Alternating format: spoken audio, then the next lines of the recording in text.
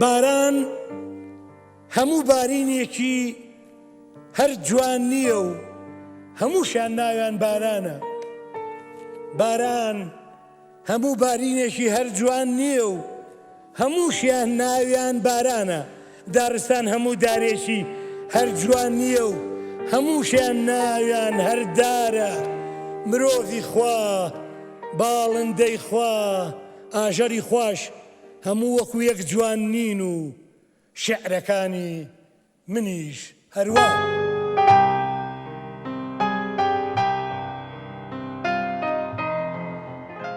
ئازان و خۆشەویستان، ئەمڕۆ 13 ساڵ بەسەر کۆچی دوایی شاعری گەورەی کورد شێرکۆبێکەس تێدەپەڕێت. ئەمڕۆ بۆ ڕێزگرتن لە ڕۆحی شاعری گەورە و بۆ بە زیندوی هێشتنەوەی بەرهەمە نەمرەکانی شێرکۆبێکەس یادی ئەم شاعرە دەکەینەوە، گفتوگۆی لەبارەوە دەکەین لەبارەی شعرەکانی و چەند تێکستێکیشیمان گوێ لێ دەبێ. یوانی ئەمڕۆمان کاکەڵۆ شێرکۆبێکەس کوڕی شاعری گەورە شێرکۆبێکەس. کاگەڵۆ سڵاو لێبێ، زۆر بەخێر بێ. بەخێراتی سەرچاو، زۆر بەخێر بێ. ئەمڕۆ 13 ساڵ بەسەر شاعری گەورەی کورد، بەسەر کۆچی دوای شاعری گەورەی کورد شێرکۆبێکەس تێدەپەڕێ. شێرکۆبێکەس بۆ هەمومان مەزنە، بەڵام بۆ تۆ ڕەنگە جیاوازتر کە کوڕی ئەم شاعرە مەزنی. ئەمڕۆ هەست چۆنە؟ بەڵێ زۆر زۆر سپاس بۆ میوانداریتان. 13مین ساڵیادی کۆچی دوایی باوکم بەرز و پیرۆز ڕاگرین. دیارە شێرکۆ شاعرێکی نیشتیمانی بوو، هەمومان لە حەزوری نەبوونی ئەوە هەست بە بۆشاییەکەین.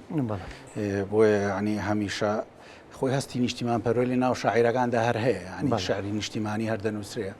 بەڵام بە بڕای من بۆیە هەست بە بۆشاییەک دەکەین کە شێرکۆ نیە، چ وەک شاعیرێک چ وەک باوکیش پەیوەندی بەو تێکستانەوە هەیە کە نووسیوێتی بۆ نیشتیمان و ئەو ژانە ڕۆژانەیە کە لە نیشتیماندا ئەتوێتەوانێ. بۆیە ئەمە هەمیشە و هەستەمان هەیە، هەمیشە و هەستەم هەیە چ وەک شاعیرێک چ وەک کوڕیەوە. باشە. دوێنێ سیئە بوو 12 ساڵ بەسەر جینۆساید هێزدەکاندا تێدەپەڕی. بەڕاستی یعنی بەداخۆ ساڵێک بەر لەو جینۆسایدە شێرکۆبێکەس کۆچی دوایی کرد. ینی هەست بۆ فەراغە گەورەیە دەکرد، یعنی شێرکۆ لە ژیاندا بمایە. بەڕاستی ئێستا چۆن گۆڕستانی چراکانی بۆ ئەنفال نووسیوە، حتمما بەرهەمێکی ئەوها شاکارێکی ئەوها مەزنی بۆ ئەو جینۆسایدی گەلی کوردە نووسی. لە کاتێکی ئەوە ئەو فەراغە گەورەیە هەست پێ دەکەی. کورد بۆ نەیتوانیوە ینی ئەم فەراغانە پڕ بکاتەوە؟ ئایا ئەو داهێنانە گەورەیە کە لە شێرکۆبێکەسدا هەبووە، یانەوەی کە لە هەموو میلەتێکدا ئەبێ ئامادەکاری هەبێ، هەندان هەبێ بۆ دروستکردنی ئەم جۆرە کەسایەکان؟ بەڵێ ڕاستە. بە بڕای من وەکوتم لە سەرەتاشەوانی شاعیر هەن ئێستاش کە شعر بۆ نیشتیمان و بۆ خاک و بۆ سۆزی نیشتیمانە نووسن، بەڵام تایبەتمەندی ئەو تێکستانەی شێرکۆ ئەوە بوو کە خەمی نیشتیمان لە خەمی تاکە کەسیەوە کرد بە خەمی هەمووان. تۆ ئەگەر سەیری قەسیدەکانی گۆڕستانی چراکان بکەی، ئەسپێک لە پەڕێ گوڵاڵە بکەی، لە داڵ چوزانم ئافات، ئەمانە هەمووی شایی شەهید ژەهر، ئەمانە شعرێکن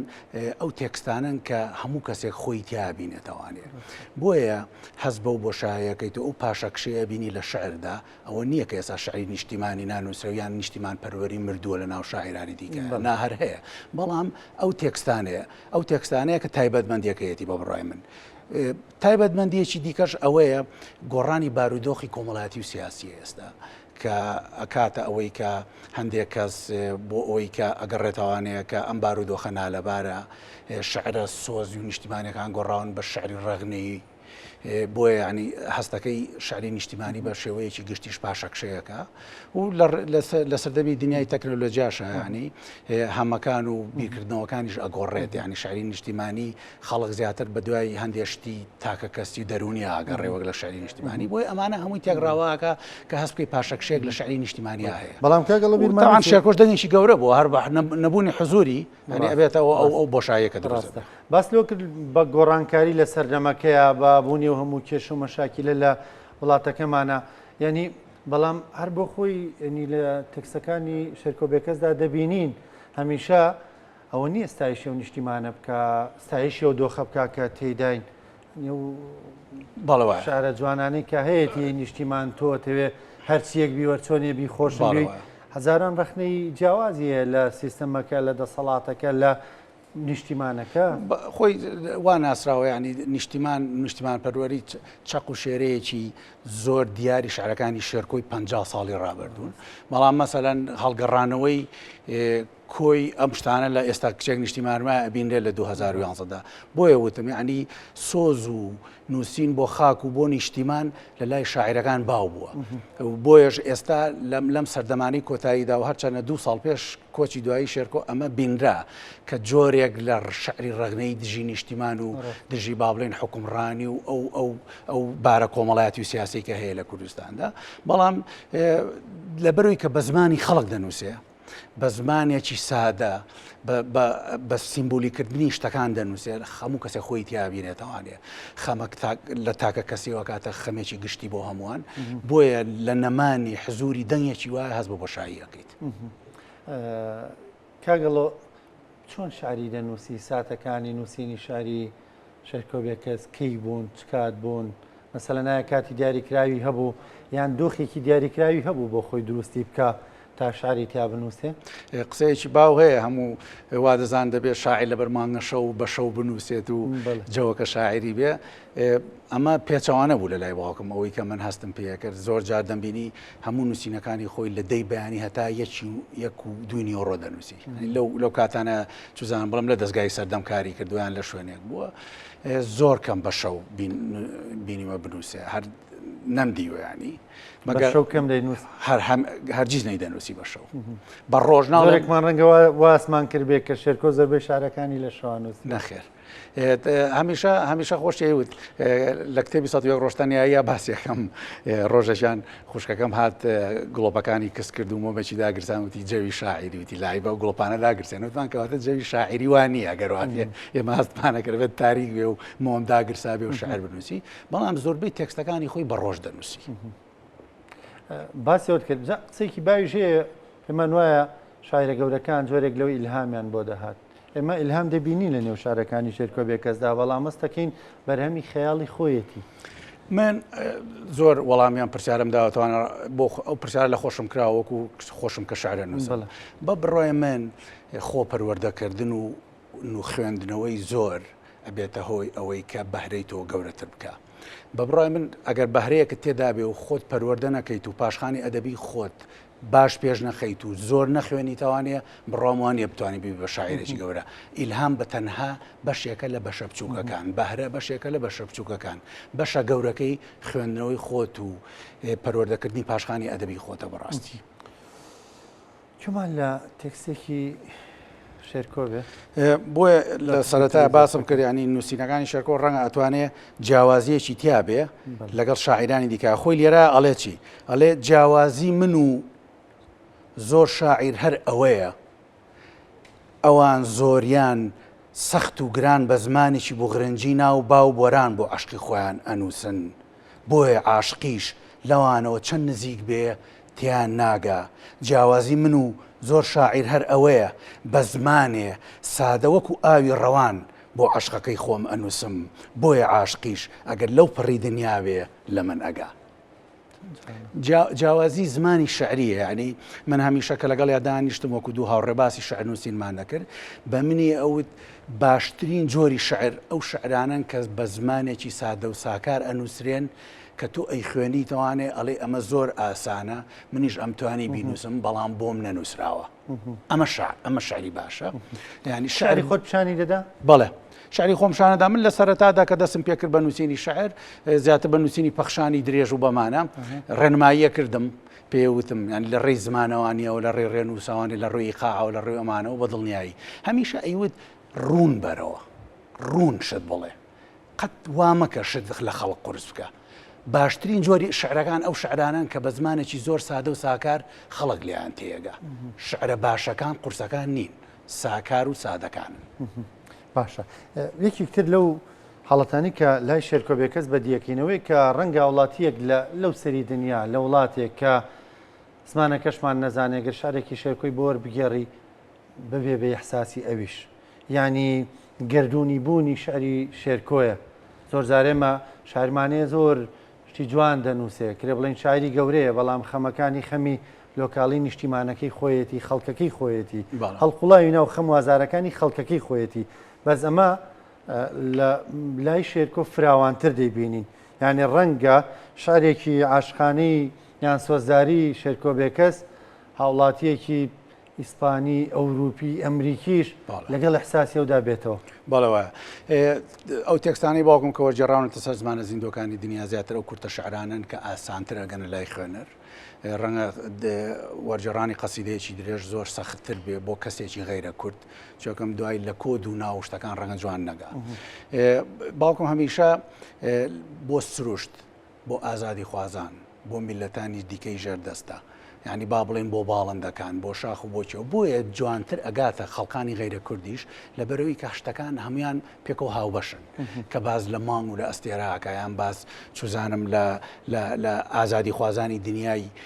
خەڵکی وەکو فەڵەستین و وەکو چیلی وەکو کەمبۆدیا وەکو ڤێتنامەکە ئەمانە ئەتوانێت بگاتە ئەو خوێنەرانی کە خوێنەوە بە زمانی دیکەی کە وەرەجێڕێت تەوان زمان تەرجمەکردنەکەشی گرنگە یعنی کە تۆ بتوانی ئایدیای شعرەکە جوان بگەێنیتە خوێنەرەکە جاری وایە شعر وەکو زۆر قسەی لەسەرەکەی باوکم جارێکی وەکو ماچێک وایە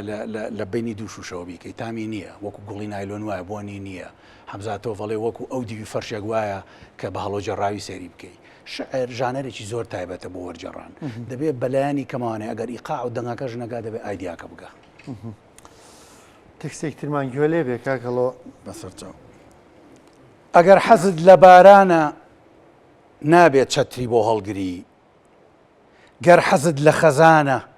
نابێ بۆ گەڵاکان بگری گەر حەزت لە ژیانە نابێ لە ناو خۆتا بمری دەبێ وەک مەلێ باڵ بگری بۆ دوا ئاسوی جوانی بفڕی شاخ بکەیتە بازنەی قاچت ئاسمان بە چاوت هەڵبگری دارستان کۆرسی سترانت بێ بەڕووبار سەر چۆپیەکەت بگری هەر چرکەیەکت ئازادی بێ مردیشی بەس یەک جار بمری کاگەڵۆ ئەمڕۆ مەراسمێک لە پارکی ئازادی بەڕێوە دەچێت باسێک لە مەراسیمەکە بکەین و باسێک لەم بەرەمەش بکەین بەرەمێکی زۆر جوانە بەر لە بەرنمەکە بنێران کاگەڵۆ بۆی باسکردن ئێستا پێتان دەڵێم چییە بەڵێ ئەمڕۆ لە پارکی ئازادی ساعت 6 ئێوارە مەراسیمێک بە سپۆنسەری مۆزەخانی شەرکۆ بێکەس بەڕێوە دەچێت لەوێ کە لەوێدا دوو کار کە لەخۆ دەگرێت یەکەمیان نمایشکردنی تابلوویەکی ئاسنینە کە لەلایەن ئاسنگەرێکی زۆر سادە و ساکاری ئەم شارەوە لە ڕۆحی پاک و خۆشەویستی خۆی بۆ شێرکۆ بۆ دنیای شعری شێرکۆ دروستی کردووە و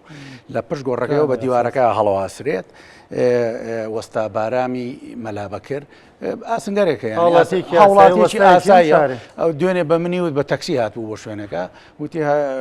ئەو خزمەتی ئەدەبی کوردی کردو من ژۆک و ئاسنگەرێکە بێ خزمەتی بکەم یعنی شتێکی زۆر سادە و جوان ساکار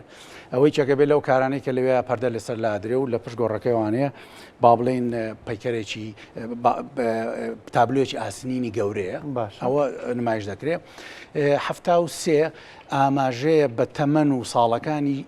شێرکۆ ژیانی شێرکۆ ینی کە 73 ساڵ ژیاوە 73 شعرە 73 بارکۆدە بە دەنگی خۆی 73 وێنەیە 73 لاپەڕەیە 73 وشەشە بۆ پێشەکی ئەم کتێبە نووسراوە لەلایەن بەڕێز نووسەر و لێکۆڵەر کاکاروان عوسمانخا کە ناسراوە بەڕێبین ئەمە کۆکراوەتەوە و بە سپۆنسەری مۆزەخانی شێرکۆ بێکەس بڵاوکرێتەوە ئەمڕۆ لەو ساڵیادەدا جا بینێرانی بەڕێز ئەمە زۆر جوانە بۆ نمونە تۆر بە مۆبایلەکەی خۆ دەر یەک لەم بارکۆدانە کە لێیی یەکسەر ئەتوانی کوێت لە شارەکە بێ بۆ نمونە بە تاقی بکەینەوە دەستان خۆش بە کاگەڵۆ کارێکی زۆر جوانە هەر ئاوها وێنەی بارکۆدەکە دەگری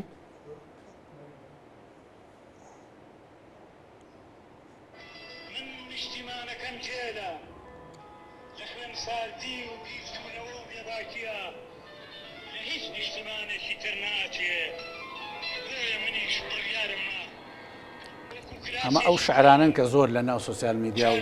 لە ناو خەڵقا باوە کورتەکانن بۆیە ئەوانەمان داناوەتەوانەیە کە زۆر لە ناو خەڵقا برەوی زۆرە و خەڵک زۆر حەزیلیەکە خەڵک ئاشناترە لەگەڵ ئەو شارانەدا ڕەنگە کۆپلەیەکی بچووک بێ لە قەسیدەیەکی درێژ بەڵێ بەڵام بە دەنگی خۆیەتی بۆ یاتوانی لە مۆبایلەکەی خۆتەوە بۆ کەسانێت توان بیخوێنەوەتوان بیشی خوێنەوە بۆ کەسانی کە ناتوان بخوێنەوە توان گوێ لێ بگرن. یەکێک لەو شاعرانەشەن شاعیرمانەیە کە شاری زۆر جوانی هەیە بەڵام کە بە دەنگی خۆی جۆر لێبێ بەڵێ بە دەنگی خۆی جۆت لێبێ شێرکۆ یەکێکە لەوانەیە کە تامێکی ترەیە کە بە دەنگی خۆی تاوان بڕام وایە هەمیشە خۆشیوت خوێنەوەی شعر لە 150 شعرەکەیە من نانکەم هەمیشە باسی شتێکێکە ڕەنگە خەڵک نازانێت بۆ یەکەم جاری شەێرا باسیەکەم دەیوت شێرکۆ زۆر دەنگی لە باوچێ چوو ئێمە کەسمان فاق بە کەس جۆمانە دەنگی نەبووە و لە 12 لە 1940 کۆچی دوایی کردووە ئەیوت کە شەوان دانیشتن شعری خۆیانە خوێندەوانێ لەگەڵ گۆرانی شاعرە بێکە شعرەکانی خۆی زۆر جوانە خوێندەوە شێرکۆ دەنگی لە باوچێتێ ئەو شعرە جوانانەی گۆرانکەی خوێندەوانێت دەنگەکەی شعری زۆر خۆی جوان ناخوێندەوانی هەمیشە نەکەم وایەوت ئەو فایقەفەنی شعری خۆی جوانە خوێندەوە کەچی گۆران شعرەکانی خۆی جوان ناخوێندەوانی و زۆر بە ساردیە خوێندەوە هەمیشە نەکەم وایەوت ئەحساسی نەداوت اینجا ئەمە لە شاعرێک و بۆ شاعرێکی دیکە گۆڕێ ڕەنگە لە شعرەکە کەم نکاتەوە بەڵام لە 150 شعرەکەش ینی کە تۆ بتوانی دەنگ و ئیقاعەکان چۆن نەگەیەنیت ڕاستە تۆش ینی بەڕاستیان وەکووەڵە خۆت لێرانی خۆش نییە باسی بکەین بەڵام کە شار دەخوێنیتەوە ینی شێرکۆیەکی دیکەیە وەکو سەود وەکو ئەکرێ ئەسا من وا تێگەیشتم ئێسا فاق بێکەس شێرکۆ لە باوچێت منش لە باوک بچێت کەواتە منش لە فاق بێکەس بچم تەمەند درێژی کاگەڵۆکیان تێکستێکی تر ئامادەیە گوێمان لێ بەسەر چاو وەفا هەر کەس ڕۆژێ منداڵێکم بداتە دەست باخچەی خۆشی من بۆ شەوێ دڵم ئەکەم بۆ مۆمدانی دەست و پەنجەی ئەوەی جارێک هەڵکوتێتە سەر تارمایی ترسەکانم من 1000 جار سرم ئەکەم بە پێپلیکە و ئەوەی قومێ ئاو بکاتە دەمی مێژووی بریندارم هەتا مردن من خۆم ئەکەم بە مەتارە و بە زەمزەمەی. چەند جوانە جا سەیری ئەو شانەکە کە بەکارێن هێندێ وشەی کوردی هەیە ینی بەس لە شاریەوە ئێمە دەیبیستین دەزانین وشەیەکی کوردی زۆر زۆر پەتیە ڕاست لە شارەکانیەوە دیارە هەر زیندووکردنەوەی کۆمەڵێ لەو وشانە کە لە قەسیدەکانی دیکەش و لە قەسیدەی واڵا و هەر لە چوزانم لە کازیۆوانێکە بە پۆستەرە شعر و کورتە شارەکانەوە هەتاک و دەقی واڵا کۆمەڵێک لەو وشانە من کە سیر مەکرد ئەنووسێ زۆر جاریانی پرسیارم لێ کرد پلانێک لە ناو نووسینەکانیان هەبوو هەمیشە ناوی وشەی تازە ناوی چوزام کەسایەتیەکان ناوی شار کۆڵان گەڕک ئەمانە کە بێوێ زیدوی بکاتەوە لە لای خەڵک هەمیشە حزوریە بێ کۆمەڵە زۆر ینی وشە هەن